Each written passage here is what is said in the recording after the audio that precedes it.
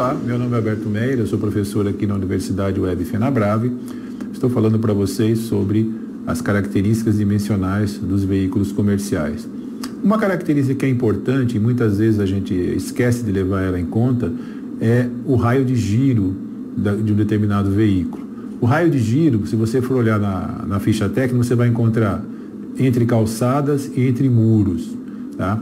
Se você já percebeu, por exemplo, no ônibus é mais fácil você ver isso. Um ônibus fazendo uma curva, você vê que as rodas ficam numa determinada posição, mas o para-choque dianteiro ele varre uma área muito maior, né?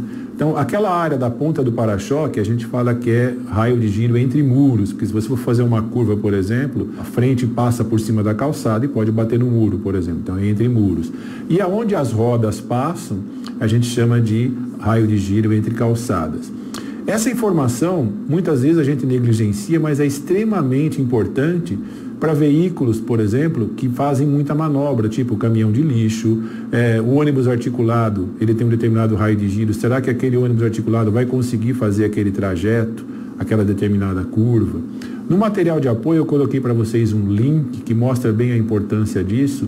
É um projeto logístico da construção de um prédio no centro do Rio de Janeiro, onde, em função da necessidade de construção, que era feito de vigas de aço, determinou-se um determinado tipo de caminhão, cavalo mecânico, e de carreta que conseguia chegar naquele local. E não adiantava você oferecer para a empresa um outro veículo, porque no projeto logístico só aceitava aquela marca e aquele conjunto. Tá? Para você ver como é importante, às vezes, uma determinada informação que a gente esqueceu de levar em conta e pode até perder uma venda.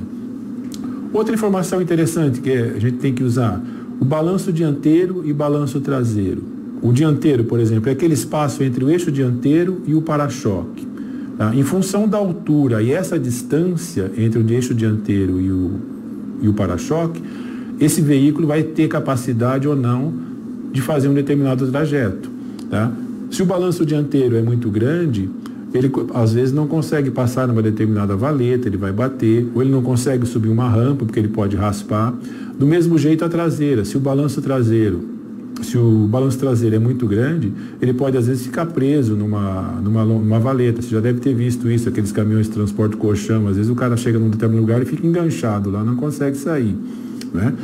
Esse balanço dianteiro, o CONTRAN não regulamenta, tá? Mas o balanço traseiro, por sua vez, ele é limitado em 3,5 metros. Por quê?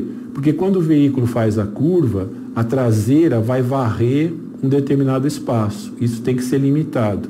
Você já deve ter visto, por exemplo, vídeo na internet daquele caminhão fazendo curva que enganchou no carro parado e levou embora, tá? Então, essas dimensões são extremamente fundamentais e importantes que você analise junto com o cliente no momento de comprar o veículo para ver se aquele veículo que ele está imaginando consegue fazer o trajeto que é necessário. No caso de ônibus, eu comentei aqui dos 3,5 metros, o ônibus ele tem um balanço traseiro regulamentado em função da posição do motor. Se o motor é dianteiro, se o motor é central, se o motor é traseiro. Por que isso? Porque você vai ter que acomodar os passageiros para compensar o peso do motor. Se o motor está na frente, eu tenho que concentrar os passageiros mais para trás para poder distribuir a carga de forma que eu compense o motor. Se o motor é traseiro, ao contrário, tá? Então, na tabela do CONTRAN, se o ônibus tem motor traseiro, o balanço traseiro é no máximo 62% do entre-eixo. Se for motor central, é 66% do entre-eixo. Se for motor dianteiro, 71%.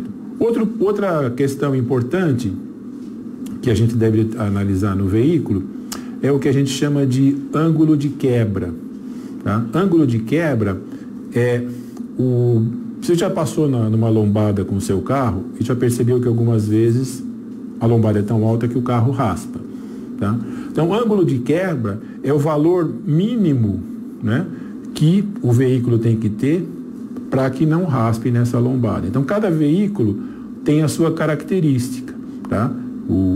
Ele pode ou não conseguir vencer aquele obstáculo. Por que é importante isso? Para saber a rampa que ele consegue subir e transpor, porque às vezes a rampa é tão inclinada que ele vai chegar lá e vai raspar o meio. Tá? Então, o ângulo de quebra é importante você analisar no trajeto, no uso que o cliente vai fazer. Principalmente em semi-reboque, que tem o pé de apoio ali, que atrapalha um pouco na questão do ângulo de quebra em função do tipo de utilização. Tá? Por último, nesse vídeo, nós vamos mostrar para vocês o conceito de tara, lotação, peso bruto total, capacidade máxima de tração. Você já deve ter visto isso, os veículos têm essa etiqueta, né? Tara é o peso próprio do veículo. Tá? Se for um caminhão, é o peso do caminhão, com a carroceria ou com o equipamento que ele vai usar. No caso de um ônibus, é o peso dele completo, sem os passageiros. Tá? No caso de um conjunto, caminhão e semi-reboque, vai ser o peso daquele conjunto, do cavalo mecânico e do semi-reboque. Tá? Lotação é aquilo que o veículo consegue levar em termos de peso. Tá? É a carga, vamos dizer assim, ou a quantidade de passageiros. Peso bruto total é o que a lei determina para aquele tipo de veículo. Por exemplo, para um caminhão toco 4x2, a lei fala que são 16 mil quilos. Você não pode ultrapassar isso. Então, se o caminhão pesa 6 mil quilos, com a carroceria, você vai conseguir transportar no máximo 10 mil. Então, esse seria a capacidade, o peso bruto total do veículo. Uma outra coisa que você encontra na ficha técnica, capacidade máxima de tração. Isso quem determina é o fabricante do veículo, em função da potência e do torque, tá? Esse veículo vai ter uma determinada capacidade máxima de tração. Tá? Outra informação que a gente tem, peso bruto total combinado. Tá? Essa informação é limitada pelo órgão regulamentador, o CONTRAN, em função da capacidade de carga desse veículo. Ok? Então, a gente falou sobre raio de giro, balanço dianteiro, balanço traseiro, ângulo de ataque e o conceito de tara, lotação e peso bruto total. Ok? Então, até a próxima.